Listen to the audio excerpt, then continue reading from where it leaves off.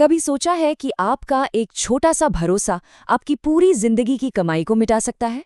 आज हम जिस केस की डिटेल में जाएंगे उसने डिजिटल सुरक्षा के सभी दावों को हिलाकर रख दिया है। हम बात कर रहे हैं Ahmedabad city cyber crime branch द्वारा पकड़े गए एक बेहद ही शातिर इंटरस्टेट स्कैम की। ये कोई राह चलते होने वाली आम ठगी नहीं थी। ये एक पूरी साजिश थी जिसमें सरकारी अफसरों का भेस बनाकर एक आम इंसान से पूरे 47 लाख रुपए लूट लिए गए। तो आइए इस मास्टर प्लान की हर एक परत को खोलते हैं और देखते हैं कि ये सब आखिर हुआ कैसे। तो चलिए सीधे मुद्दे पर आते हैं। एक आम सी भूली बिसरी लाइफ इंश्योरेंस पॉलिसी आखिर इतने बड़े फाइनेंशियल स्कैम की वजह कैसे बन सकती है? सुनने में थोड़ा अजीब लगता है ना, लेकिन सच्चाई यही है। स्कैमर्स आजकल बहुत स्मार्ट हो गए हैं। वो जानते हैं कि जैसे ही आप किसी से उसके पुराने रुके हुए पैसों या किसी सरकारी फंड का जिक्र करेंगे तो लोग जल्दी भरोसा कर लेते हैं। और इस केस में भी बिल्कुल यही हुआ। एक बेजान सी पॉलिसी एक खौफनाक जाल का सबसे बड़ा हथियार बन गई। आप जरा इस आंकड़े पर ध्यान दीजिए, 47 लाख रुपये।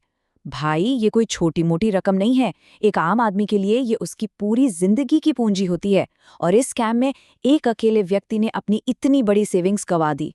ये आंकड़ा हमें साफ बताता है कि आज के साइबर क्रिमिनल्स अब 1000-2000 तक सीमित नहीं है। उनका गेम बहुत बड़ा हो चुका है, उनके टारगेट्स बड़े हैं और उनका तरीका इतना सटीक है कि आपको पता ही नहीं चलेगा कि आप कब लुट गए। The syndicate bust. चलिए देखते हैं पुलिस ने इस गैंग को आखिर कैसे तोड़ा। जब Ahmedabad city cyber crime branch ने इस केस की तार यूपी के गाजियाबाद तक जोड़ी तो एक बहुत ही वेल प्लान्ड साजिश का खुलासा हुआ। एसीपी एचएस मकाडिया और पीआईएमएच भतेरिया की टीम ने इस पूरे ऑपरेशन का भंडाफोड़ किया। उन्होंने देखा कि इन ठगों का काम करने का तरीका, यानी इनका मॉडस ऑपरेंडी, इतना परफेक्ट था कि विक्टिम को आखिरी वक्त तक भी नकी नहीं लगी कि उसके साथ फ्रॉड हो रहा है। उन्होंने किसी एडवांस टेक्निक से ज्यादा उस शख्स के भरोसे का फायदा उठाया था। ट्रस्ट ही इनका सबसे बड़ा टूल था। Anatomy of the fraud. आखिर ये जाल बुना कैसे गया?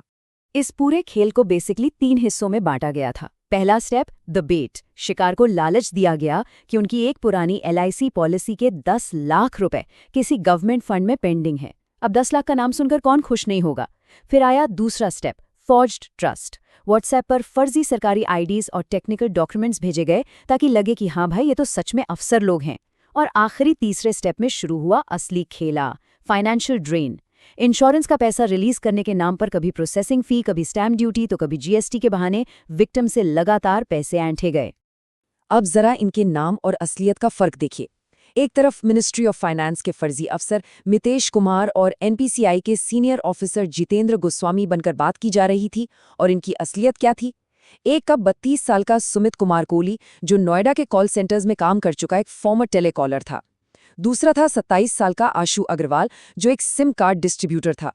सुमित कुमार की कम्युनिकेशन स्किल्स और आशु की इल्लीगल सिम कार्ड्स की सप्लाई, इन दोनों के इस कॉम्बिनेशन ने ही इन्हें एक बेहद खतरनाक जोड़ी बना दिया था।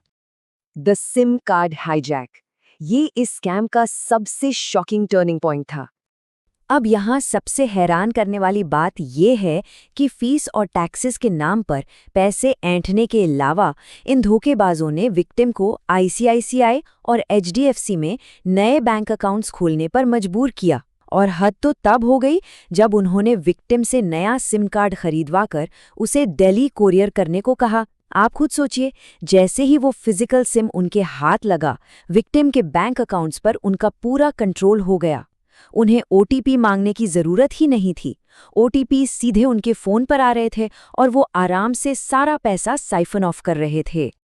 लेकिन अब आप सोच रहे होंगे कि विक्टिम लगातार पैसे दिए क्यों जा रहा था। जवाब है ये आंकड़ा, 1,48,00,000 रुपए।